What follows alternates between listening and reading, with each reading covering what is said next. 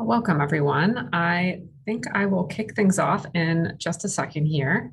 I wanted to speak a few words about this. This is not just a department colloquium, it's the Distinguished Lecture in Inclusion, Diversity, Equity, and Access in ISYE.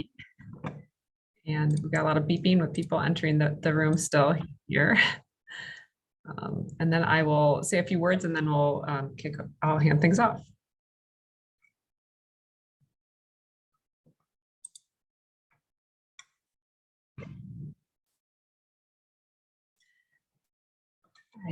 So I want to welcome everyone to our first distinguished lecture in IDEA in ISYE. So IDEA is Inclusion, Diversity, Equity, and Access.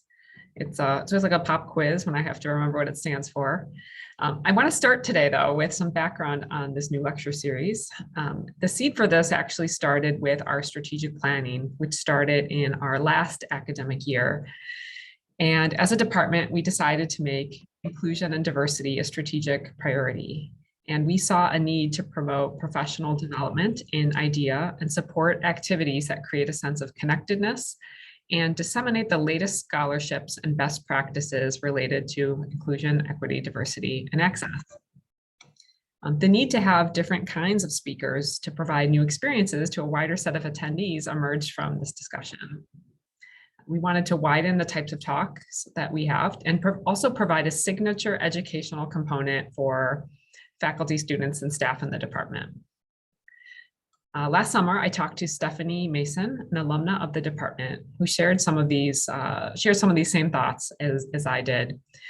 She graduated a while ago, and she and I discussed our mutual interest in supporting women in engineering, and we both noted the positive impact that diverse speakers can have when it comes to inspiring students, broadening participation in engineering, and providing new educational experiences for the department. And as a result, we decided to start this distinguished lecture in IDEA in ISYE. So I turned to the IDEA task force to recommend a speaker, and they came back and they recommended Professor Joi-Lynn Mondisa from the University of Michigan as their top choice. And I'm so delighted that she accepted our invitation and is here with us today. So now to introduce today's speaker.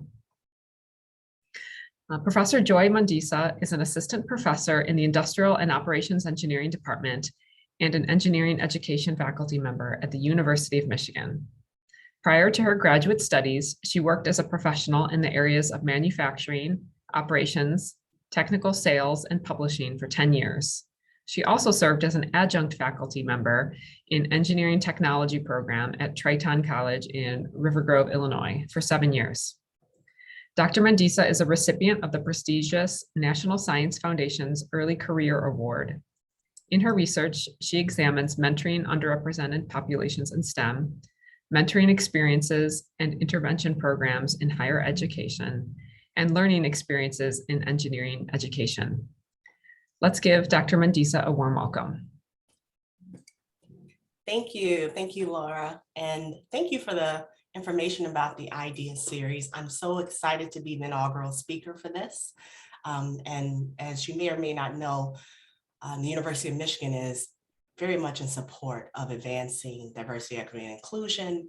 And we're actually doing very similar types of activities. So it's awesome to hear about that at Wisconsin as well. So I'm gonna go ahead and share my screen. Let's see. Let's try. Go. Okay. So, hello everyone. It's nice to see some of you again. I saw a few at the faculty discussion.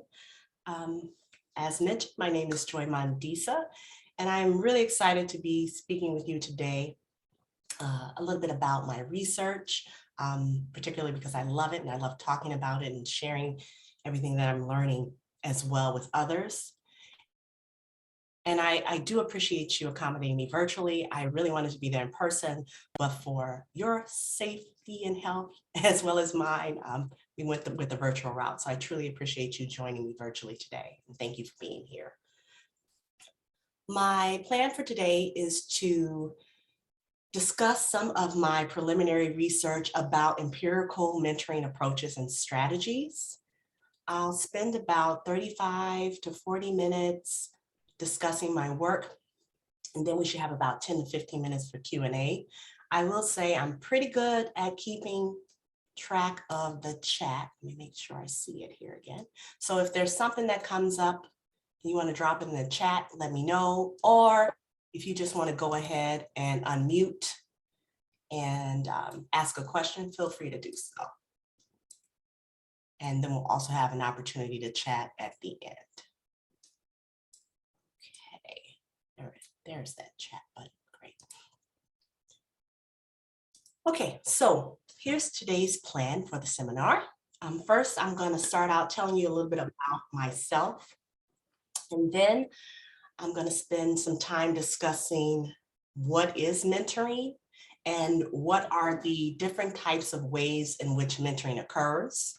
I know there's a lot of literature and discussion about mentoring right now, and it's really been, I would say, a more heavily studied field recently, but there's a lot of information that we can learn from organizational and educational scholars who have done a lot of work already. So I'll talk about that a little bit. Then I'll touch upon some mentoring practices that have emerged from my most recent research. And I'll discuss some of the important takeaways and implications of this work that my team and I have been identifying, especially as related to mentoring equity. Just a note, today's seminar, I'm talking for about 35 or 40 minutes. I'm really only scratching the surface of what I call a very large mentoring iceberg. So there's a lot of information, but I wanted to pull out some of the most pertinent details that I'm finding in research and encourage you to definitely leverage and access other mentoring resources, which I will mention a little bit later. My main two goals are to, one, introduce you to some research-based mentoring practices and strategies, and two, to engage you to start thinking about the broader equity implications associated with mentoring. So we're moving towards that front, I think, in the research field.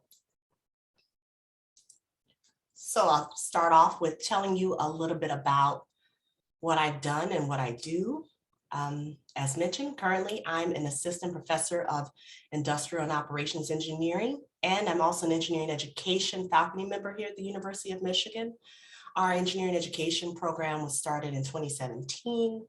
We've been thriving and growing, and what is unique about our engineering education program compared to other programs across the nation is that our program is the first and so far only that embeds traditional engineering education researchers in traditional engineering departments. What's unique about that is that our students will receive their PhDs from engineering education from the College of Rackham, but they are not a part of the home departments that we are part of. They're part of the program. A little bit about my history. I earned my bachelor's degree in general engineering from the University of Illinois at Urbana-Champaign. I was delighted to see there's a lot of U of I alums here at Wisconsin. And then after graduating from my undergraduate program, I worked for 10 years in industry as a mechanical engineer, a senior engineer, and a technical editor in the areas of manufacturing, operations, technical sales, and publishing. So truly, I'm a non-traditional student.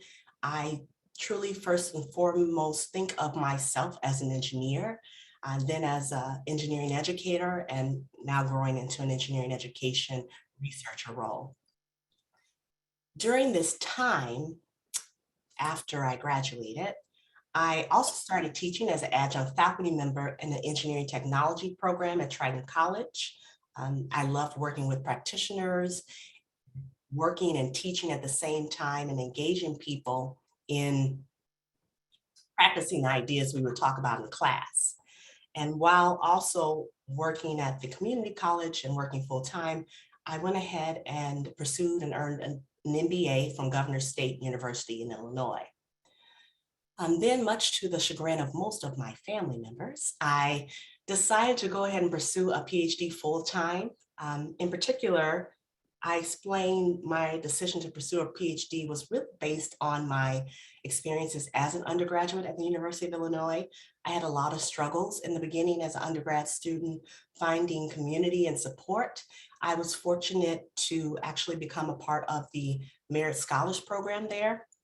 And in doing so, I also was connected with a dean, connected through a dean at that time with a male mentor in in that time, the general engineering department. And that was very impactful in my persistence and pursuit of my degree. And so I had a lot of questions about why those things were successful and why they were successful in helping me to continue on and pursue my degree. So with those questions, I decided to pursue the PhD full time. I attended Purdue University, where I earned my master's in industrial engineering and a PhD in engineering education. So I like to always joke that I am a Big Ten baby. I tend to love Big Ten schools. Now here at Michigan, I'm an embedded engineering education researcher in the IOE department. And in this role, I teach EER classes about the foundations of engineering education research and theoretical and conceptual frameworks in education. I also teach IOE classes about lean principles, really relying on my experience in industry as an engineer, as well as classes on continuous improvement in operations and engineering economic decision-making. So that's a little bit about me. And as an advisor, I advise both EER and IOE PhD students, shown here. I also work with student researchers and workers from other engineering and education departments.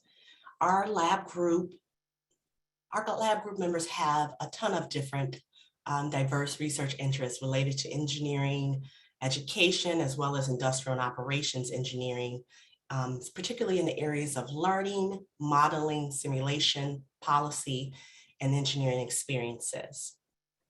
So even though the research interests of my group vary across IOE and EER, there always tends to be some kind of common threads among our research topics, usually related to learning, mentoring, and diversity. Some of the projects that we're working on in our lab include investigating mentoring approaches, practices, and coping strategies.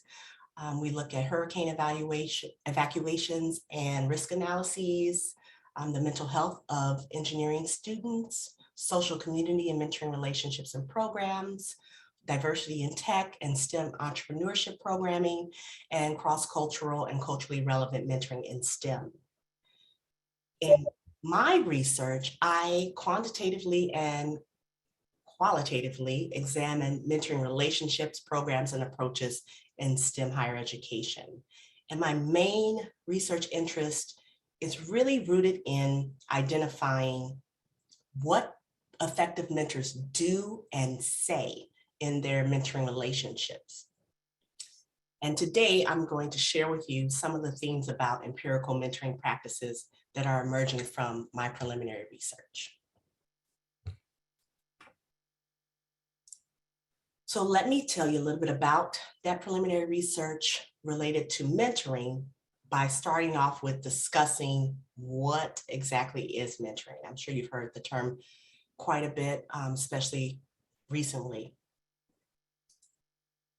So mentoring really has its roots in medical and teaching practices, and it originates from the Greek poet Homer's The Odyssey, in which Odysseus entrusts his friend Mentor with the role of educating and guiding his son when he goes off to fight the war in Troy. And mentoring has really been defined in various ways. So organizational mentoring scholars like Raggins, Cram, and Eby really define mentoring as a process in which a person, an experienced person, that being a mentor, provides career, emotional, and psychosocial support to a person with less experience, and that's the protege or mentee. Most recently, in 2019, the National Academies of Science, Engineering, and Medicine produced the Science of Effective Mentorship in STEM report, and that was actually spearheaded by University of Wisconsin's Dr. Angela Byers-Winston and Dr. Christine Fund. And in this report, they define mentoring as a professional working alliance in which individuals work together over time to support the personal and professional growth, development, and success of relational partners through providing career and psychosocial support. And most recently, in my work with mentoring scholars, Doctors Becky Packard and Barada Montgomery, we define mentoring as a developmental relationship that is really intended to support the growth of the learner forward. And it involves a constellation of mentors who have different assets and skills. So the point I want to make with these various definitions is that there are many definitions of mentoring, whether it's organizational mentoring, peer-to-peer mentoring, or mentoring within ecosystems. But the consistent theme across these definitions is that mentoring is a process that provides support. I also want to talk a little bit about what mentoring can look like. So mentoring can occur informally or formally through various types of mechanisms. So formal mentoring typically occurs in structured mentoring programs or relationships that are arranged by a third party. So some examples might be, let's say, mentoring programs that institutions may provide, whether it's for peer-to-peer or faculty-to-peer, or if there's faculty-to-faculty mentoring programs set up within the institution. Informal mentoring relationships tend to organically form from spontaneous interactions, and they tend to be based on shared interest or the potential of mutual benefit to parties involved. So for example, students may be informally mentored by faculty or peers in regards to their academic or career interests. I also wanted to note that mentoring relationships may occur in multiple forms. So they can be conducted in-person relationships, virtually, online interactions that may exist between dyads or multiple participants. There's some peer-to-peer mentoring that may occur through formal programs or informal interactions. And there's a ton of other configurations in which mentoring relationships may be structured as well. Now, what's important to note is that multiple recent reports have really highlighted a national imperative to broaden the participation of racially minoritized populations in STEM, such as persons who identify as Black, Hispanic, Latinx, or Indigenous. However, there must be some vetted and viable solutions that have been identified to support minoritized persons in completing their STEM degrees and going on and being successful in the workforce. And what I talk about is mentoring as one viable solution that has been shown in the literature to positively affect and influence the persistence of minoritized populations in STEM. Yet, for mentors in higher education, there's really minimal examples that exist that detail effective mentoring approaches and strategies that mentors use to help minoritized mentees to persist and succeed. So much of mentoring engagement with students, as we know, it may be experimental at best. Even seasoned faculty members who are mentors may not really fully comprehend their own mentoring competencies or how it's affecting mentees. And I argue that these factors are contributing to the stagnation of minoritized student success. And so in my NSF career project work, I propose that identifying and better understanding effective mentoring approaches and strategies that mentors use to support their students will allow us to really greatly impact who persists in STEM. So with that argument, I'd like to share with you some details from my pilot research study about mentors' practices and approaches. So thus far, my team and I, we've gone ahead and we have conducted a pilot study that informs my larger career research study. So in the study, we assess approaches used by mentors who help minoritized undergraduates persist in STEM fields. And in this work, we use two theoretical frameworks to examine mentoring approaches and strategies. And those theoretical frameworks are intersectionality and community cultural wealth. Before I tell you a little bit about those, I think I should maybe give you a little bit of background. I know we're all engineers, but from an educational research standpoint, one thing I talk about a lot with my colleagues, especially when I first came here and wanted them to understand the kind of research I did, was thinking about educational research from the perspective of being such that what would happen is you would ground your research in some form of existing educational theory or framework. And in doing so, you would use that to craft and cultivate your surveys, your protocols, and things like that, and use that in your analysis as well. And I find the difference between educational research and engineering research is we tend to flip it. So in the beginning with educational research, we start off with a frame, a theoretical framework or conceptual model based on research, and use that to guide our study. When I do, let's say, engineering research with simulations and modeling, we tend to run an experiment, find out what the results are, and then check to see if it fits into a certain framework or model. So I just wanted to stress that's kind of the flip side of how we do things from the educational research side before I tell you a little bit about these theoretical and conceptual frameworks. So, as I mentioned, I'm using intersectionality and community cultural wealth to examine how mentors help minoritized mentees persist in STEM fields. And so I want to talk a little bit about both of these. Typically, I think of intersectionality as being under the umbrella of being a critical race theory framework.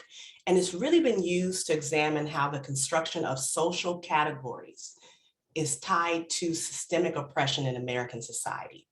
And as a lens, intersectionality has been used to examine how race and gender intersect and influence racial groups, resulting in experiences of cultural alienation or invisibility or spotlight anxiety, or even pressure to assume the role of representing your race or gender. And from an intersectionality perspective, having to deal with other people's perceptions due to any kind of identity aspect, and also the role of power in relationships, can really influence positively and negatively people's experiences. And in some cases, it can lead to experiences of discrimination or disenfranchisement. So for me, using this framework and the theory that existed about it was able to help me look at, what role do identity aspects and power play in mentoring relationships, and how mentors navigate their relationships with mentees, and vice versa with mentees with mentors as well. We also use the community cultural wealth model, and that was created by Tara Yoso. And this model really recognizes 6 forms of capital that are used by, I would say 6 forms of capital that are used as assets by communities of color. And so the capital in the model looks at aspirational capital, linguistic capital, familial capital, social, navigational, and resistant capital, and how these forms of capital help people navigate communities. And so the CCW framework has been used to examine the experiences of African Americans and Hispanic and Latinx people, but generally not so much to examine their mentoring experiences. So both of these frameworks were used as guides in constructing the study's interview protocol, as well as used in our analysis process. Let me tell you a little bit about the methods. For the pilot study phase, we interviewed and surveyed mentors about their mentoring competencies and approaches. For the pilot study, we recruited participants who needed to be a STEM professional who had been practicing for 5 years or more, and they have evidence of effectively mentoring racially minoritized undergraduate students in STEM. Now for my post-study, the study in which I've interviewed 68 mentors, these mentors were identified through a crowdsourcing process of the broader STEM community. For this data collection, let me first talk about the quantitative instrument, the MCA, and its origins. So if you don't know, your university has a wonderful center called CIMMER, and that stands for the Center for the Improvement of Mentored Experiences in Research. It is a nationally recognized center on campus. I hope you have all at some point accessed it. If not, I encourage you to do so. The center itself focuses on mentor and mentee training and resources. The center staff and participants have produced what's called the Entering Mentoring and Entering Research curricula, and it provides mentoring case studies and scenarios really centered around 5 main mentoring competencies. And those are maintaining effective communication, aligning expectations, assessing understanding, fostering independence, and promoting professional development. And what happened is the University of Wisconsin Institute for Clinical and Translational Research Group developed the Mentoring Competency Assessment, the MCA, that measures these entering mentoring competencies of mentors. So the MCA is a 26-item validated survey instrument that assesses mentors and mentees' perceptions of mentors' competencies.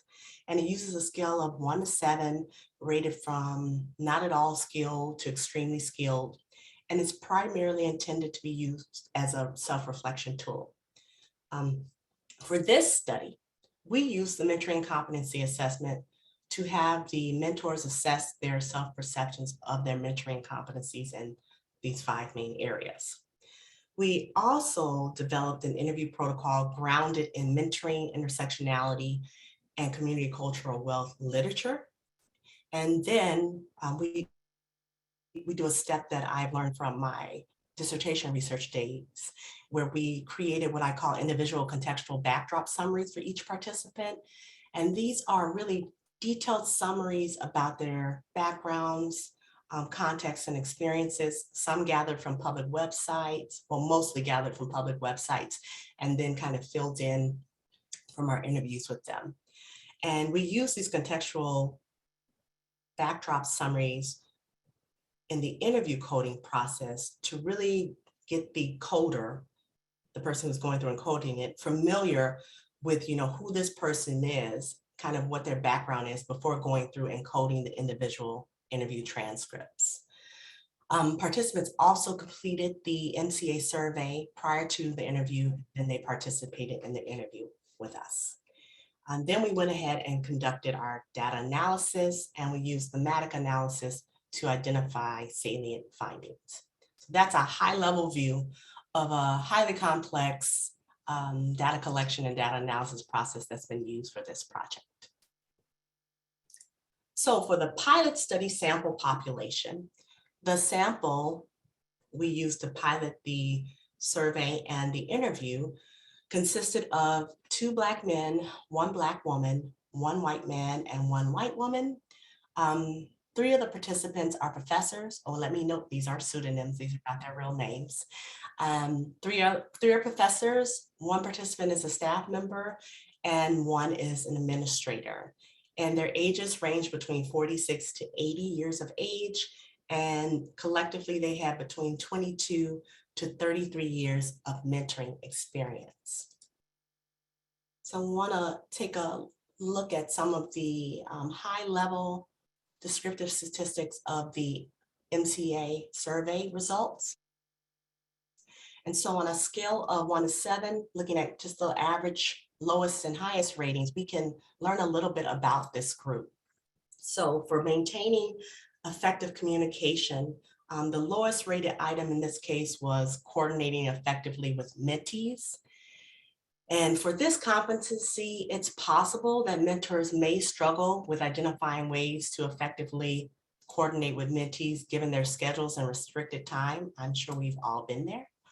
However, they seem to feel more comfortable with their abilities to provide constructive feedback. Well, we're professors. What do we love to do more than to provide feedback to others and critique as well? So they felt a little bit more comfortable with that. In looking at aligning expectations, mentors feel highly skilled at helping their mentees to develop strategies, and they feel slightly less skilled in aligning their expectations with their mentees. And when it comes to fostering independence, the mentors felt very capable of acknowledging what mentees accomplish professionally, but they feel slightly less confident about being able to stimulate their mentees' creativity.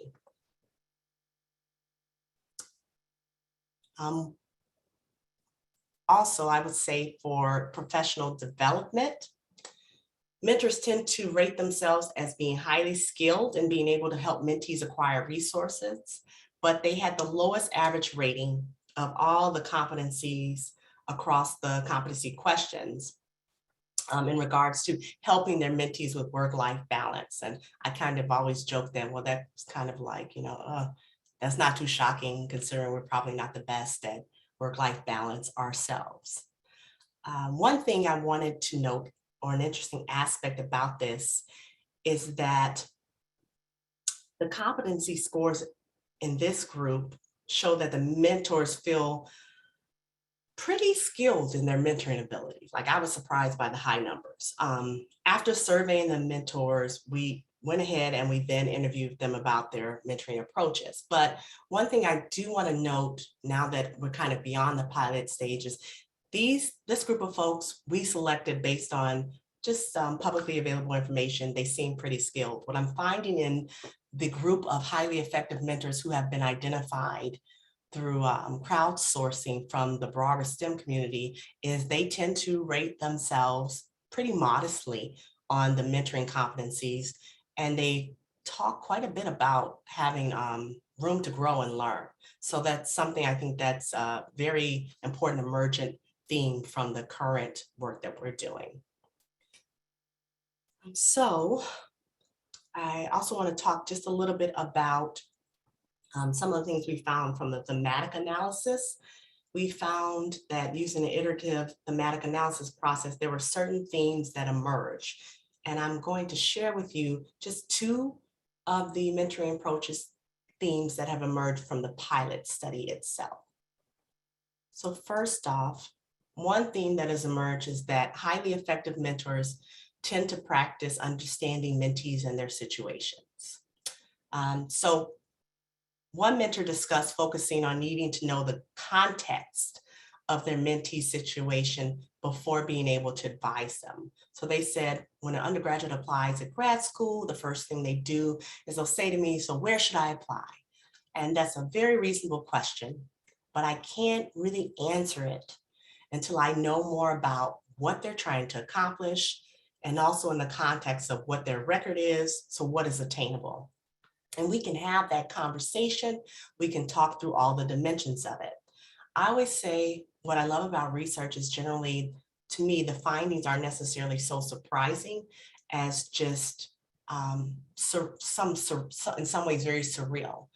So the fact that mentors work at trying to understand the context of mentees' situations, their goals, and who their mentees are before giving tailored advice tends to make sense.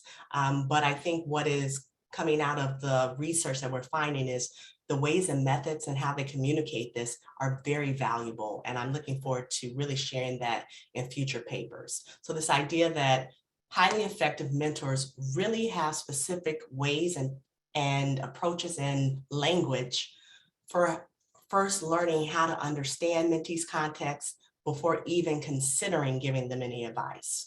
And I mentioned earlier in a conversation, another thing that's come out of the recent data is they also, I would say a large percentage of them rarely give advice. They generally ask questions, leading questions, and they help mentees think through whatever question or problem they're confronting, where it's really the mentee themselves arriving at something and then maybe asking or them giving advice. Another emergent theme is that mentors ask mentees specifically about their goals, and they really help them to create awareness about what they need to do to achieve those goals. So one mentor talks about, pointing out what they have the power to do or what they're doing. And they say, I first try to get them to identify it. If that doesn't work, I'll always say, well, here's your goals. These are your goals. If you're not achieving them or making progress, this whole thing is about you.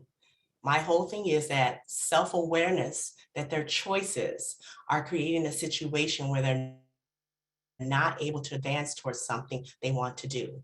My whole thing is, this is what you said you wanted to do. And I'm just like, walk me through it and tell me how you felt. It's all about this self-awareness and this realization that this path that they said they wanted to walk. So there's this theme where mentors require their mentees to help them identify what they need, and they scaffold them with support. So these are some of the preliminary approaches that emerge from the pilot study thus far. And what we're finding is that some of the preliminary findings are suggesting that mentors seek to understand mentees' context, and in doing so, they help mentees to be self-aware of their choices and options. Also, mentors ask their mentees questions to assist them in understanding their situation, and then they scaffold their answers for their mentees and help them learn through supporting them. And these insights really hint at ways that mentors support mentees' development as self-authors of their own experiences. I will say the majority of mentors speak specifically about not creating clones of themselves and their mentees, but really helping mentees to self-discover who they are and what they want to do. So the purpose of this preliminary study was to pilot the interview protocol and logistics of the study, work out most of the kinks and see how things work. And my team will be presenting some additional preliminary findings for the pilot study in the upcoming American Society for Engineering Education paper this June. And so I want to show you some of those preliminary things that have come out as well. What the team found is that mentors of minoritized students found themselves needing to engage in active listening to adapt to their mentees' needs. There's a lot of talk about adapting and tailoring their approach to each specific mentee. And they tailor their advice and customize their approaches to serve the mentees' needs, even though they admit and talk about how this is not always a straightforward approach. Mentors also talked about realizing the need to provide honest feedback to best support their mentees. This looked like sometimes telling students hard truths about how the mentors viewed the situation or problem the mentee was facing. Generally, it was a point in the mentoring relationship where the mentor would ask the mentee for permission to share, or ask them, do you want my advice? It could also be a source of tension or difficult to manage. And that's an important aspect of the mentoring approach, especially that the decision-making was ultimately left up to the mentee. So mentors provide advice to support their mentees, but mentees have to choose to do what they want to do with that advice, and mentors make that clear. Also, mentors discuss the role of using conversation to facilitate goal setting to support their mentees' agency. So to do so, mentors use goal setting as a scaffolding technique to help their mentees' decision-making process. Generally, they approach goal setting as teaching their mentees to apply critical thinking to structure their decision-making process in these moments. And usually it read like a litter of questions, thought process questions. Not quite the engineering design process or the 5 whys, but definitely building upon, okay, so if you do this, if you drop out of the program, what will you do next? Okay, and what will that look like? And just building upon that and playing out the scenarios with them. I call that, I think there's another author who calls that the what if game. What if this, what if that? Another aspect we found is that mentors really shared how they enacted advocacy to protect their mentees. In another talk, I talk about the different roles that people can play as an advisor, a mentor, a sponsor, an advocate. And these mentees really talk about how they leverage their power and position and privilege in a lot of situations to advocate for their mentees openly and behind closed doors. And they talk about ways that they do that and enact that throughout their process of mentoring people. So that's kind of a broad overview of the study, the pilot study, and where we're at. Most recently, my team and I have just completed the survey and interview data collection of mentor and mentees' perceptions and understanding for the larger study. And we're in the process of starting to analyze and hopefully publish that data pretty soon. From this larger study, I've started speculating on some opportunities for mentoring research and practice. So in particular, I've interviewed 68 highly effective mentors. I have learned so much. It's been such a privilege to learn from them and to have them share their stories and experiences. And what I've seen so far is that there are themes that are arising across the majority of their mentoring strategies. So specifically, mostly all of the mentors discuss the importance of active listening. So they really talk about how they actively listen, from how they engage their bodies to listen, how they listen through Zoom, how they listen in person, on Slack and WhatsApp channels. They have methods. They also talk about how they empower mentees. What does that look like? It can look like not just celebrating them and saying congratulations, but inviting them to bring their whole selves or to share about aspects of their identities in their lab groups, asking about, hey, let's, they ask a lot of questions. Oh, what is that? Oh, what's your favorite food? Oh, let's have that in the lab, or being very inclusive, but also being sure to empower mentees that they feel welcome to share certain aspects of themselves within a group. They also empower them to make their own decisions by asking guiding questions.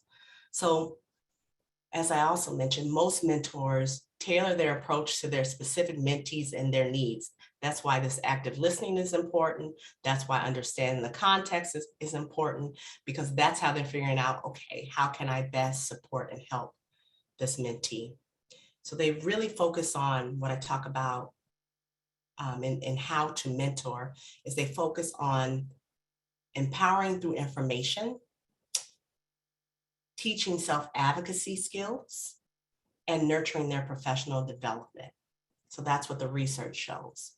And in practice, this can look like empowering through information means discussing and explaining existing resources and how to access and use them, as well as administering personal information. So mentors don't make assumptions about people, they ask them and they make sure they know what exists and how to use them. And that ranges from what do they know about a particular environment or situation to, oh, are you attending office hours? Do you know what office hours are? Okay, this is what you should do when you attend office hours, talking to them from that aspect.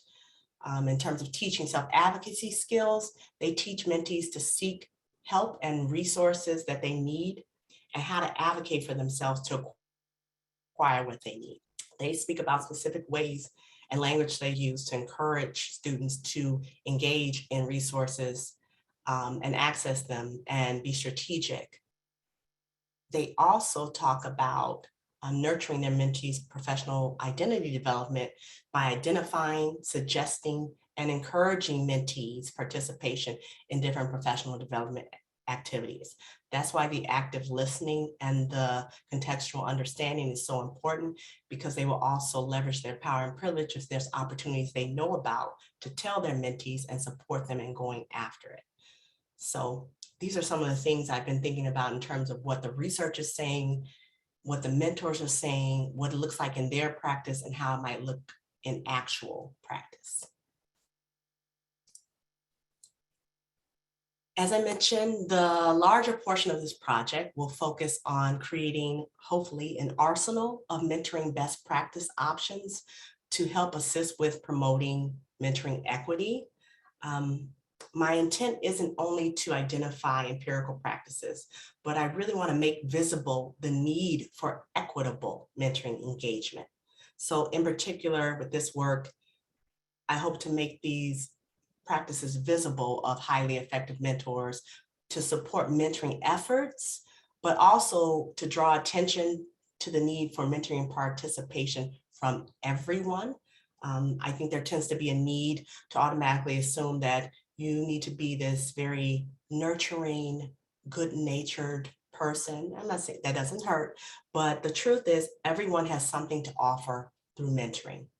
And mentoring is really a learning partnership where the mentor and mentee engage and learn from each other. And it really supports the use of capital to help support mentees.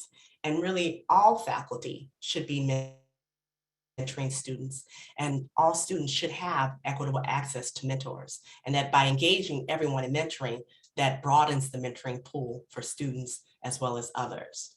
So one way to really support equitable mentoring engagement is to promote accountability in practicing mentoring. For example, I think that faculty and staff should be required to report out their mentoring activities in their annual activity reports and teaching statements. Imagine if when you're writing up your teaching statement, it was a teaching and mentoring statement, and you spoke to what you taught and did in the classroom, as well as to how you're mentoring your TAs, your lab group, your advisees. So showing evidence that you are engaging and being accountable in something that is part of your role as an advisor / mentor. And this type of accountability, I believe, can really help support the development of equitable mentoring and make sure that mentoring is provided for all students from all backgrounds.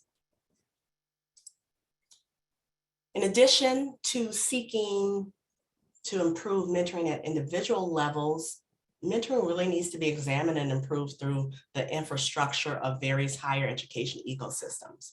So in a recently published work with Doctors Becky Packard and Verona Montgomery, we propose a STEM mentoring ecosystems framework to really better situate and understand and push on mentoring systems that are needed to bring about change in STEM fields. And we look at a STEM ME perspective, or using that perspective to really understand, what is affording some sources of mentoring? Why are there certain capacities of mentoring that are consistently cultivated or absent? What are the patterns of interactions that are more or less productive? And we've been using this framework as a lens to make sense of prior and future work on mentoring, including mentoring processes, structures, and contexts for capacity building. And so we can really use this to look at mentoring in a formal and informal mechanism. And in particular, as a research team, we've been encouraging institutions to assess their mentoring ecosystems to identify gaps and opportunities, and to help eliminate mentoring silos, as well as to leverage existing assets and stewards. So we feel that really understanding mentoring from this lens can really help to inform ways to improve mentoring ecosystems within organizations. And from my perspective, understanding both mentoring practices and mentoring ecosystems will be pivotal to ways for us to better support our students, staff, and faculty. So with that, I would like to conclude my talk. And I'd like to thank my graduate students, Nagash Clark and Sarah Jane Bork, for their work and contribution to the project. And I also like to acknowledge the National Science Foundation for funding support for this work. And I'll be very excited to share more details of the project as it continues to evolve and develop. So I am open to any questions and conversation. Thank you.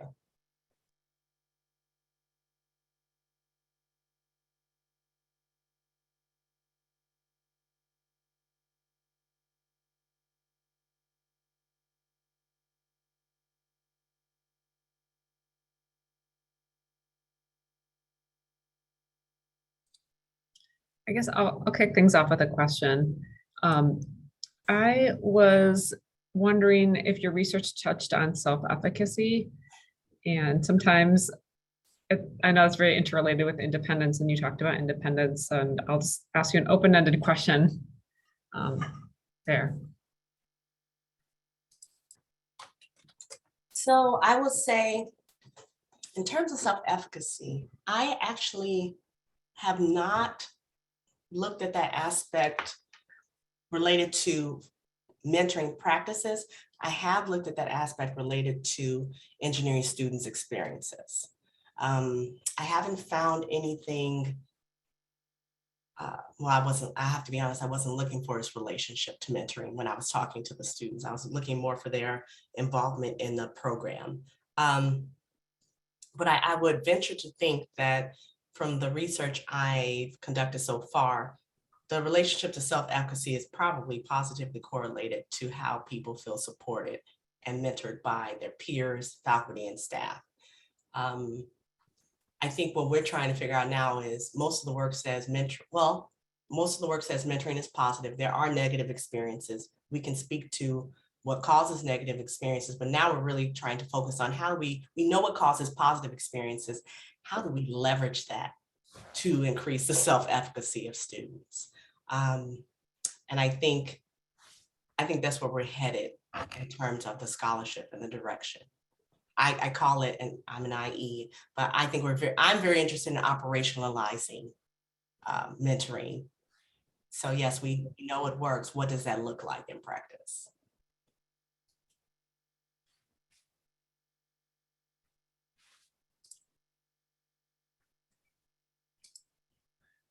John, and then Angela. Great. I really enjoyed your presentation and conversations this morning. So thank you very much for that. One question that came to mind, and there may be no answer for this, but I'm curious your perspective. One of the things Laura mentioned was the surveys of graduating PhD students generally felt satisfied with their mentoring experience. And it occurred to me there could be a selection bias. Those who didn't get good mentorship left.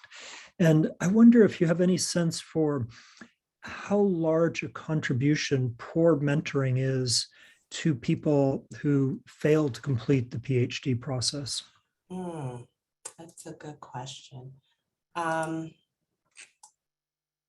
So I would say not from my work, or from some work that my student is currently doing on mental health and engineering graduate students. What we found in the literature is that there tends to be several different layers of aspects that contribute to why students leave a PhD program, at least in the group of students she's talking to. Now, mind you, these students haven't left, but typically it's a combination of, did you feel support from your advisor? I think I just read something recently that spoke to, or it was a survey taken where students felt supported by their advisor, but they still felt a lack of community in their program. It may have been a climate survey or something like that. So there's a lot of different factors that tend to influence why students have a productive experience, why they leave, why they stay.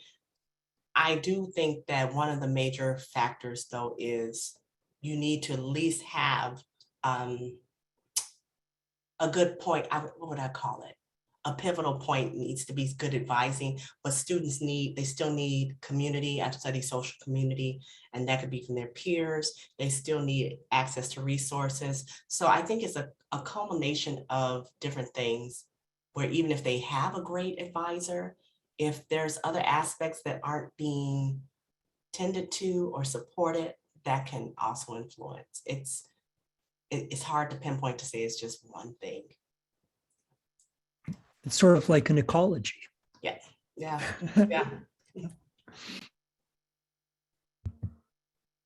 Good afternoon, Professor Mondisa. So good to see you. I want to add my appreciation to others for your wonderful scholarship and for advancing the mentorship literature. I apologize, I'm off campus. I'm not in a stable place. So I'll spare you my background right now.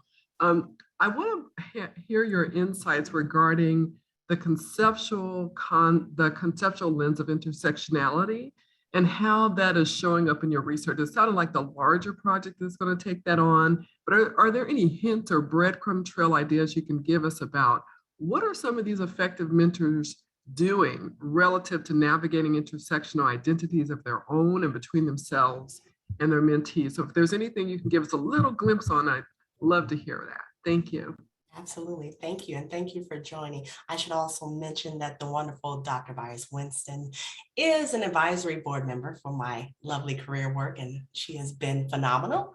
But in terms of the intersectional aspects, one thing I noticed in using intersectionality, I noticed that typically what comes out in the work, I call it, it tends to be subsumed. So what happens is mentors start to talk about something, like I don't have to ask right out about, oh, what are these aspects of your identity or culture?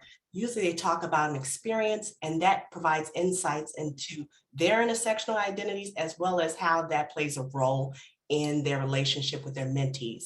And most prominently, and I think I mentioned this earlier to a group of people, what I've noticed in terms of the role intersectional identities play with highly effective mentors is that mentors of all racial and ethnic and gendered backgrounds who are, I can't say comfortable, who maybe feel the discomfort and do it anyway and engaging with their mentees, especially their minoritized mentees, around any aspects related to identity, they are good with it, because what I'm finding is they tend to have some lived experience, which they have been able to either assume the perspective of being othered, or they've been othered, or they've been able to assume that perspective.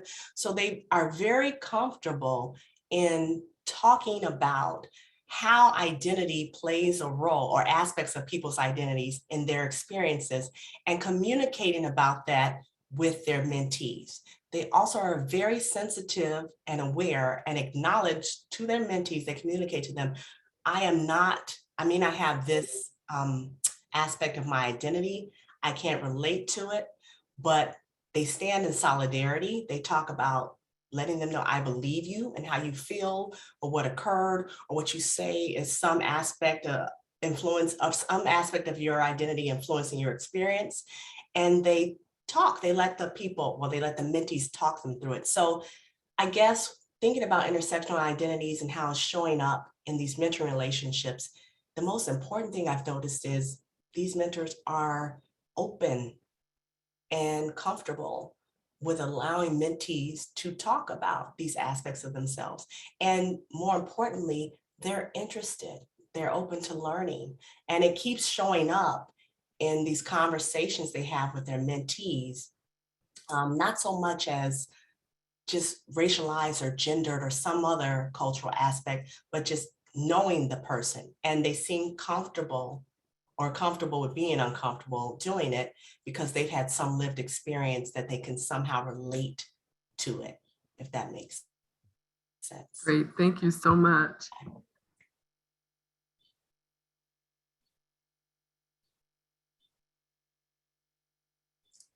Oh, the summary of the findings for today, and thank you for that question, Dr. Byers Winston.